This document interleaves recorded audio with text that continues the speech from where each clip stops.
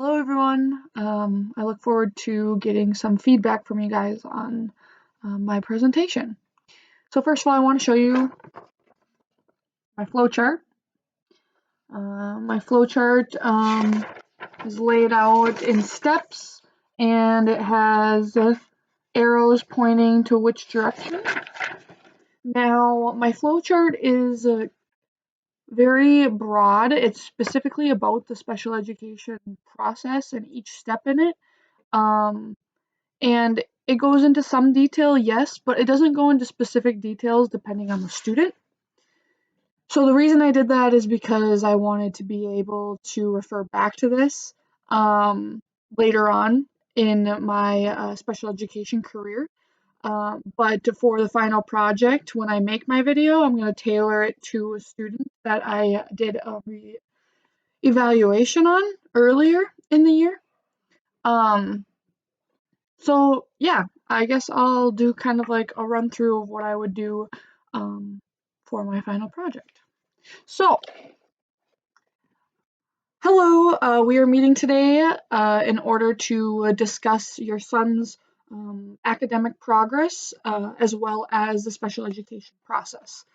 Um, with this process, there's so many steps. So what I want to do first is I want to focus on kind of getting to this point, to this meeting, and what we already have done. So a group of your son's teachers has um, noticed that your son has been struggling in his math class and science class. And we have suspected that maybe he has a learning disability in the area of math.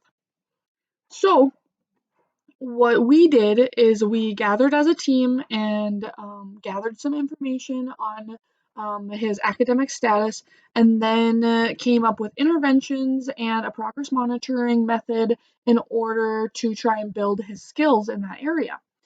This is what we call a response to intervention. And this is kind of the pre-referral strategies that we take in the special education process. So as we move forward, we did various amounts of interventions for your child in the areas of math. So we did one-on-one work, we did small group work, we did large group work, and we took data with everything. Um, Here now we are going to discuss uh, the data that we have collected. And we're having this meeting because we want to go through the process of trying to file or go through the special education process. So, analyzing the data, we can see that he has not made any progress with the interventions that we have set in place the last few weeks. And he's had a whole period of time in order to show the growth and for us to collect the data and for us to analyze it. So if he would have shown improvements, then we would have continued the interventions and progress monitored him, but the process would have stopped. Because he did not show improvement, we are now moving on in the special education process. We had one of his teachers, which was his math teacher, in the area that was of concern, file a referral in order to keep looking at his academics and to see if he is eligible for special education services. So, in this process, we now need consent from you in order to continue the process. Now, obviously, I don't want you to say that you're consenting right now or writing your consent right now. We'll talk about that more at the end of the meeting, because I don't want you to think that this is a kind of automatic decision or a final decision already made without you. You are a part of this decision. So, let me just start by going through some of your rights. So, as you are protected with procedural rights, or in specific procedural safeguards, that you and your son have protection. And though that packet that we gave you is all of your rights that you have. So some of the rights that you have are to give or refuse consent to an evaluation, or you have the right to like due process, you have a right to an attorney, you have a right to conduct or ask for an IEE, which is an individualized educational evaluation. So that is something that an IEE is something that you would ask um, or find someone outside of our district, not employed by our district, to do an evaluation because you didn't feel that ours was appropriate, or you don't feel that our information is correct, or there's so many situations. And that can be uh, something that is covered by the public or covered at your expense, depending on the situation. And that's something you would have to look into if you decide to go that route ever. So those are just some examples of your rights, but all your rights are in your procedural safeguard packet that we gave you. Okay. Um, Also, I would like to state that when under special education services, you and your son are under or you're protected. I'm sorry, you are protected by what's called IDEA, which is the Individuals with Disabilities Education Act. Okay, this act assures that you are getting a free and appropriate public education.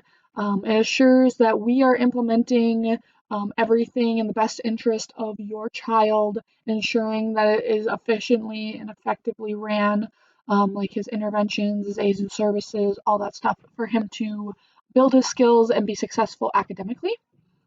Um, and that law is a national law that has been set in stone just to protect your rights and to protect you and your son if he is eligible for the special education process. Now, having stated all that, when we are in this meeting, obviously we want consent to test, but if you don't want to consent or you want to refuse the consent, um, then that is perfectly okay and that is your choice. However, I just want you to know that what we are doing is we are trying to help your student out so that he no longer has to struggle in these areas. To also piggyback off of that, the purpose of one of the other purposes of this meeting is if we do get your consent, we want to make sure that we can review the existing data as well as tell you what assessments we want to conduct and what those assessments are for. So in this specific case for your child or student, we are looking at doing the Woodcock-Johnson, which evaluates reading, math, and writing, as well as we want to do the Wechsler's Intelligence Scale for Children, which is also known as the WISC. And that one is an IQ test. Now, it's not just to measure how smart he is, it's to measure different sub areas of where he might struggle academically so that we can better help him. So it's just a kind of a predictor of whether, like, in which areas he might struggle with in his academics so that we can target those areas. All right, so let's move on in the special education process. If you give us your consent, we would move along with the initial evaluation process. In this process, we would determine whether he's eligible for special education or not eligible for special education. So we would implement these assessments that I just said in order to get data, and we would analyze them. Now we would come together as a group again in order to figure out the eligibility of your child. So if he is not eligible for special education, then we would do our best to continue interventions and to continue supporting him and progress monitoring him to the best of our abilities so that we can support his academic needs. You would also be given a prior written notice of ineligibility and the evaluation report. And if you wish to sit down and look over that evaluation report, then we would be able to do so with you to make sure you understand it all. If he is found eligible for special education, then we would also provide you with a prior written notice stating the initial services and notice of placement, as well as um, the evaluation report. And with this, we would develop an individual education plan within 30 calendar days. Um, so going into the next step of developing an individual education program or plan, also known as an IEP, we would gather as a group, and when we gather, we would look at multiple different areas. We would look at things such as the present level of academic performance, the functional performance, special factors, parent, guardian, or family concerns, effects of disability, the goals we want him to achieve, interventions, aids and services, uh, even related services that he may benefit from under special education, and the least restrictive environment to optimize his um, his learning overall. So that could be in a special education setting or it could be in a general education setting, depending on the results. But that is something that our team decides and the whole team must agree on. So from here, if you agree and the team agrees on the development of the IEP, then we would continue into the implementation of the individualized education program. So here we would inform the teachers of their responsibilities, give them access to the document so that they can look at it, and we would make sure that we are providing specially designed instruction, which is the interventions and services and aids, as well as progress monitoring him over the course of the IEP duration. Now, when I say IEP duration, I mean that the IEP lasts for a full year, and we would progress monitor him in order to see his improvement towards his IEP goals. Now, during this time, if you have concerns as a parent or one of the team members has a concern or a teacher has a concern or someone has a concern, we can always revisit the IEP through a review and revise. And through this review and revise, we would then come together as a team and discuss what changes we'd want to make to his interventions, aids and services, or his placement. Okay.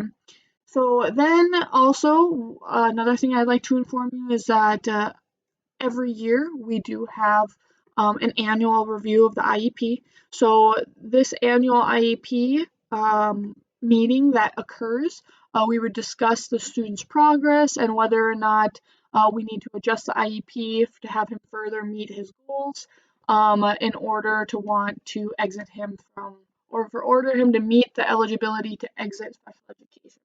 So what I mean by this is the main goal of special education is to get them the help they need in order to succeed in school. And then when we get to our 3-year mark, which is our triennial evaluation, we hope to exit them. So it's basically the main focus is to get them up to speed. So exiting them from special education is, or I should say dismissing them from special education is as a celebration. It's not something bad. Because if they are dismissed, then we realize that they are up to speed with their grade level peers, which is awesome. And lastly, let's go over the triennial evaluation. So every 3 years, an IEP team must reevaluate the student by collecting data and conducting tests. So we would determine whether or not he is still eligible or not eligible. And if he's not eligible anymore, we dismiss him. And it's a huge celebration. So if you have any questions or concerns, please make sure to ask. You can email me if they come up outside of here, or even you can call the school. I'll give you my extension, but I'm available to answer your questions at any time. Please know that. Also, because I've gone through the whole process, I would like to discuss with you what your thoughts are and if you would like to continue with the special education process. And that's kind of where I would end the video for my final project, because then it would be discussing the parent and or discussing with the parent and the team on how they feel and gaining consent and then going on with the evaluation process. Give me feedback.